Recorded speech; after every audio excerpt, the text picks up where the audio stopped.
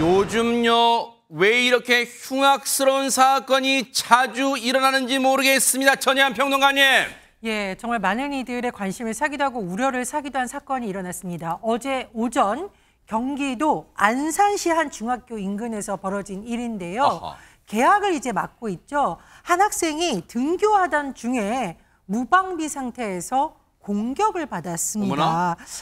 아, 얼마나 무서웠을까 싶습니다. 당시 상황 영상으로 한번 짚어보겠습니다. 네네. 자, 교복을 입은 여학생이 걸어가고 있는데요. 네네. 뒤를 돌아보다가 무언가 지금 빠르게 걸어가고 있죠. 잘 보시면 뒤에 사복을 입은 남성이 따라가고 있습니다. 잠시 여학생이 뒤를 돌아보는데 남성이 손에 둔기를 들고 여학생은 달려갑니다. 어머나. 자, 바닥에 둔기를 떨어뜨렸어요. 그런데 멈추나 싶은데 다시 둔기를 집어 들고는 휘둘렀습니다. 아니, 이게 지금 보고도 CCTV를 저희가 보고도 믿기지가 않는 게 지금 이게 등굣길이라면 학교 주변에서 이런 일이 버젓이 일어났다는 거잖아요. 김묘성 기자님. 네, 그러게나 말입니다. 게다가 영상 속에서는 둔기로 공격하는 모습만 저희가 확인할 수 있었지만 사실 이 여학생을 향해서 흉기까지도 휘둘렀다고 합니다. 세상에. 게다가 그 남학생의 가방 안에는 흉기가 여러 개가 들어가 있는 어머나. 상태였다고 전해지고요. 더욱더 충격적인 것은 제가 방금 남학생이라고 말씀드렸잖아요. 네. 이 가해 남성 역시 고등학생으로 미성년자였습니다. 어머나. 이 가해 학생은 무려 수십 미터가량의 이 피해자를 쫓아가면서 둔기와 흉기를 휘둘렀고요. 세상에. 또 여중생을 향해서 네가 죽어야 한다라는 등의 막말을 위협적인 행동으로 계속해서 어머나. 소리를 치기도 했습니다. 세상에. 마침 현장을 지나던 행인에게 제압을 당한 뒤에 신고를 받고 출동한 경찰에 의해서 남학생은 살인 미수 혐의로 현행범으로 체포가 됐습니다. 아하. 피해 학생이 걱정이 되는데요. 네. 머리 부분을 굉장히 크게 다치긴 했지만 천만다행으로 생명에는 지장이 없는 것으로 확인이 됐습니다. 어머나 세상에, 만약에 그 순간에 지나가던 행인분께서 도와주지 않으셨다면 더 큰 인명피해가 났을지도 모르는 상황인데 그 용감한 분의 얘기 좀 들어보시고 이어가 보도록 하겠습니다. 온몸이 다 피투성이라 이제 이건 죽겠구나 싶어서 양팔을 처음에 잡았는데 팔을 잡히고도 손이 살아있으니까는 여자애를 계속 안 되겠다 싶어서 이제 헤드락을 걸고 넘어뜨리고 그리고 그냥 경찰 올 때까지 있었는데 사람 죽이는 게 쉽지 않구나. 제가 들은 거 그거 보고 나중에 이제 형사 와서 걔 가방을 벗어 흉기를 꺼내니까는 그때 좀 놀라긴 했죠. 흉기가 한두 개가 아니더라고요.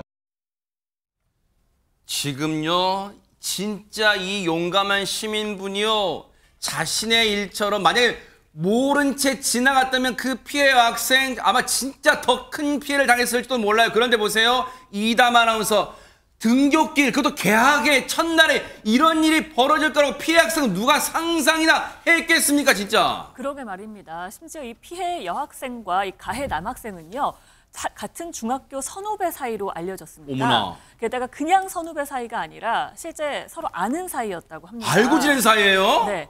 이 가해 남학생은요, 왜 그랬냐는 질문에 이렇게 진술을 했습니다. 피해 여학생이 자신을 만나주지 않아서 화가 나서 범행을 저질렀다는 겁니다. 허허. 그러니까 좋아했던 모양입니다. 게다가 이 남학생에게는 정신질환도 있는 것으로 조사가 됐습니다.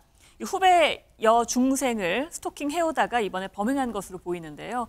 실제 이 가해 남학생은요, 이미 과거에 스토킹 신고가 접수됐던 것으로 확인이 됐습니다. 이 피해 여학생의 아버지가 지난 3월에 이 남학생을 스토킹을 한다면서 신고를 했던 것으로 확인이 됐습니다. 어머나, 굳이 시점을 따져보면 이미 5달 전부터 스토킹으로 신고가 이루어졌다는 거 아니에요? 그럼 전혜연 평론가님, 이 피해 여학생은 그동안 얼마나 수개월 동안 두려움과 공포에 시달렸을까요, 진짜? 예, 이 피해 여학생의 가족이 지난 3월에 신고를 했습니다. 그럼 사실상 그 전부터 뭔가 괴롭힘을 당했을 그러네요. 가능성이 있죠.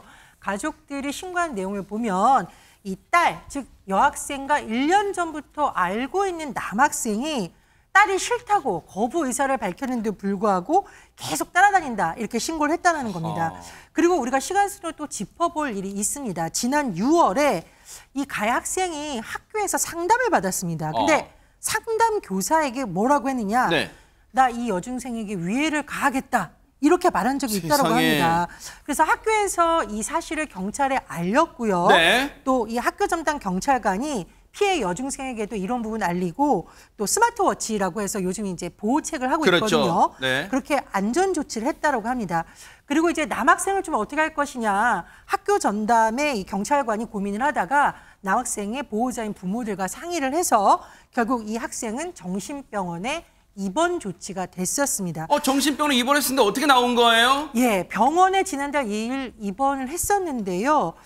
24일 정도 지난 26일 퇴원을 했습니다. 지난달 26일 날요? 네, 그리고 이제 어제 범행이 일어난 것을 우리가 순서대로 짚어볼 수가 있는데 가해 학생의 가방을 조사를 해봤더니 지금 휘둘렀던 둔기뿐만 아니라 또 다른 또 흉기들이 발견이 됐고 유서도 발견된 것으로 전해지고 있습니다. 이 유서에는요, 이번뿐만이 아니라 이전에 피해 학생에게 위해를 가하는 범행을 계획했었는데 실패했었다. 이런 내용이 담겨 있었다고 합니다. 들으면 들을수록 경악스러운 내용밖에 없습니다. 그런데 너무 일찍 이 가해 학생이 정신병원에서 퇴원한 것 아니냐 이런 논란이 일 수밖에 없는데 이에 대해서 경찰은 뭐라고 하고 있을까요? 얘기 들어보시고 이어가 보도록 하겠습니다. 퇴원 조치하기 일주일 전에 다 소집이 된 거예요. 네. 그 학교 측, 우리 경찰, 정신건강센터에서 오신 분, 학교 관련자들 이렇게 해가지고요. 위원회를 열었어요. 그 당시 때. 그래서 이 학생을 지금 퇴원 조치를 하면 안 된다라는 다수 의견으로 나왔음에도 불구하고 부모님께서 퇴원을 강행하겠다라고 말씀을 하셨다고 하더라고요.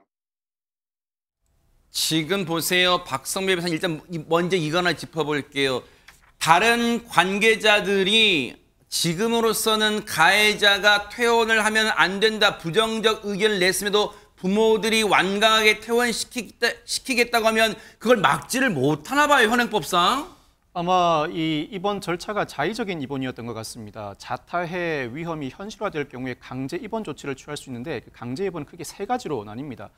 보호자의 동의하에 진행되는 보호 입원, 지자체장이 진행하는 행정 입원, 의사와 경찰의 동의로 진행하는 응급 입원 세 가지로 나뉘는데 아마 이 사안의 경우에 앞선 입원은 이와 같은 강제 입원 절차가 아니라 당사자와 부모의 동의하에 진행된 자의적인 입원이었던 것 같습니다. 자의적인 입원의 경우에는 그 입원 시기를 늘릴 수가 없습니다. 당사자나 부모가 퇴원을 요구하면 퇴원을 강행할 수밖에 없는 구조임은 사실입니다. 아니 근데 그럼 박성배 변호사님 지금 이제 그 퇴원을 막지 못한 건 1차적으로 지금 이 범행을 막을 수 있었던 기회를 놓친 셈이 된 것 같고 결과적으로 그런데 지금 얘기를 들어보면 이 가해 학생의 주장이긴 합니다만 몇 달 전에도 이 피해 여학생을 상대로 범행을 계획했다. 혹시 곳곳에서 이 범행의 전조 증상 또는 조짐 미리 일어날 조짐 같은 걸 느끼지 못했을까요?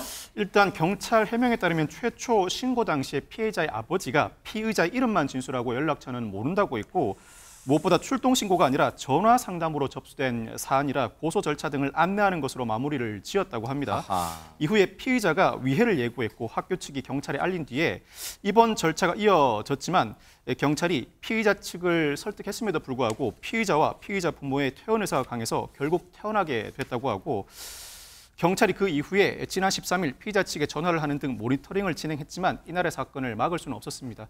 아마 또 다른 측면에서 자타의 위험이 명백하다는 사정하에 앞서 설명드렸던 강제 입원 절차를 취했다면 이날의 사건을 막을 수는 있을 것으로 보입니다만 네. 이와 이와 같은 절차를 진행하지 못했을 만한 또 다른 사정이 존재하거나 적극적인 절차 진행을 방해할 만한 다른 사정을 존재함으로 인해 이와 같은 절차는 진행하지 못했던 것 같습니다.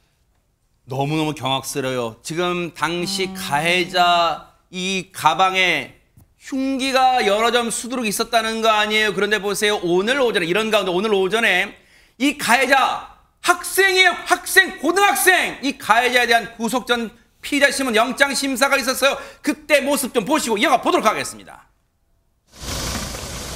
어제 살해할 의도로 찾아가신 겁니까? 네, 범행은 사전에 계획하신 건가요? 맞기는 한데 그 순간은 우발적이었습니다.